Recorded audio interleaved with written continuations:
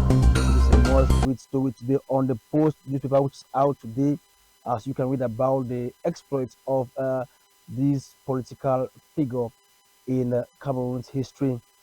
Meantime, WWF rewards farmers and cooperatives in South Cameroon for deforestation and free cocoa. These are some of the things which were done today by the WWF organization to actually help revamp the agricultural sector in Cameroon. You can read this story today on the Post. And just to reiterate that, WWF Cameroon country director was handing tricycles to so many of these farmers who are here in the country. Now, Sako led as Cameroon's government rejects order to repaint all taxis blue and white.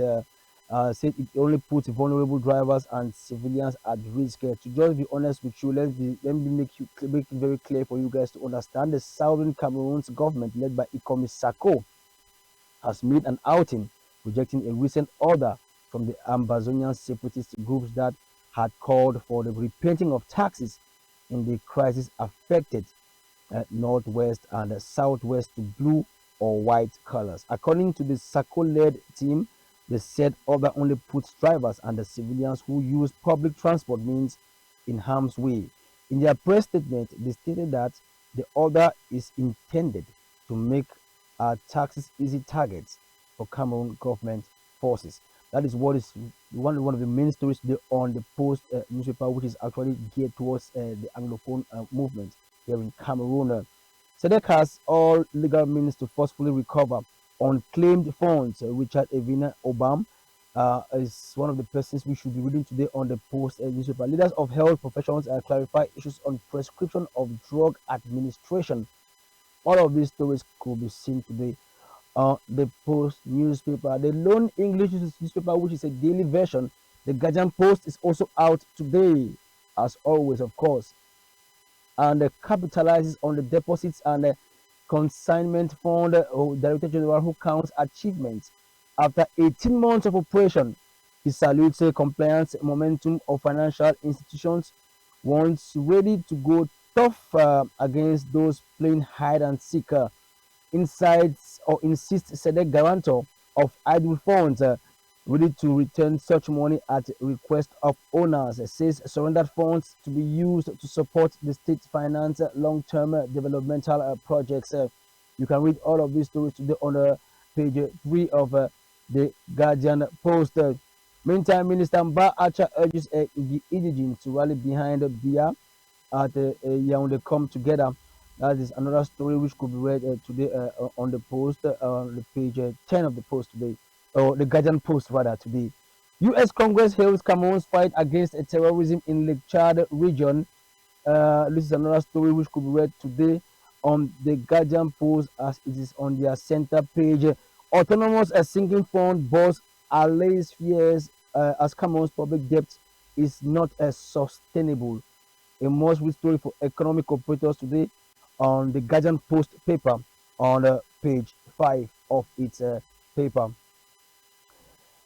Quotidien Realite is also out today, says the Minister of State and Higher Education, Professor Jacques Famendongo, mobilizes Cameroonians to support the initiative of investing in the creation of jobs at the University of Douala. Plus, the Minister of Defense, Joseph Betia Somo, is satisfied with the evolution of the construction works being done at the new campus of the military school EMIA in Yaoundé.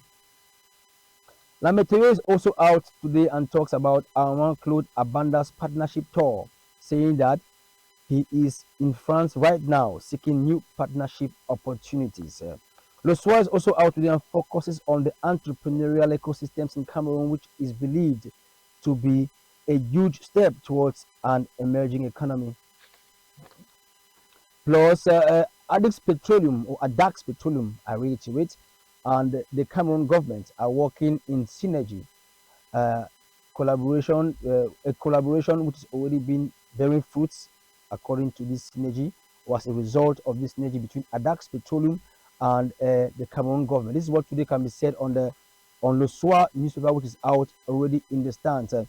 Informa 10-2 is out today and talks industrialization this morning and says the Minister of Mines, Professor Foucault Gentry, has received a special delegation from India who have as goal to explore and explore the mines situated at the oceans of Cameroon. That is what Informatin has on its center page today for us. Camel Press is also out today and talks about the ranking of Douala International Seaport by the World Bank. It highlights that the ranking is surprisingly astonishing. Lenfua Show reminds Cameroonians of the law, which stipulates that any person who wants to run for presidency must have been in a political or been a political militant serving in a political party for at least 3 years. That is what Lenfua Show has in store today for us as we speak. Meantime, Le Drapeau is also out with respects on the Cameroonian economy in 2023 and focuses on the exploits of the small and medium-sized enterprises in Cameroon, which have generated over 140 jobs across the country.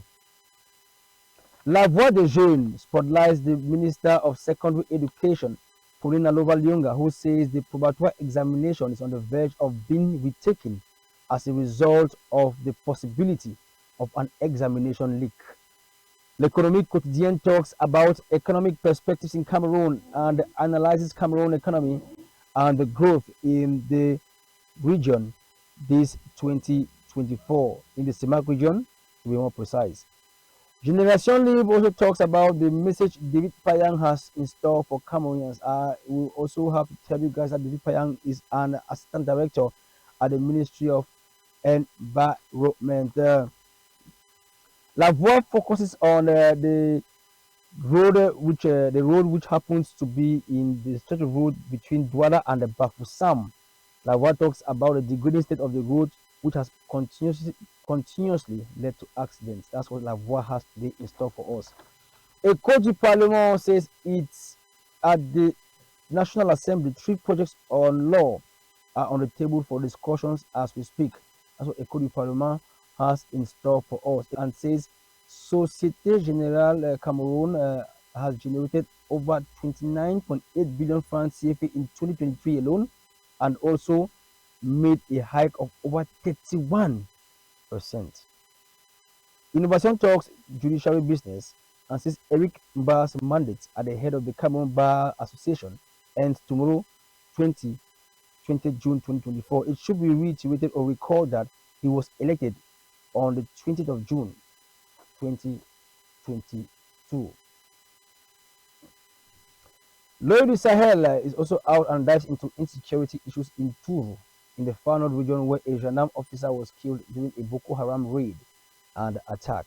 Mutation is out today and says over 850 million francs CFA has been disbursed for the fight against malaria, HIV/AIDS, and tuberculosis in Cameroon.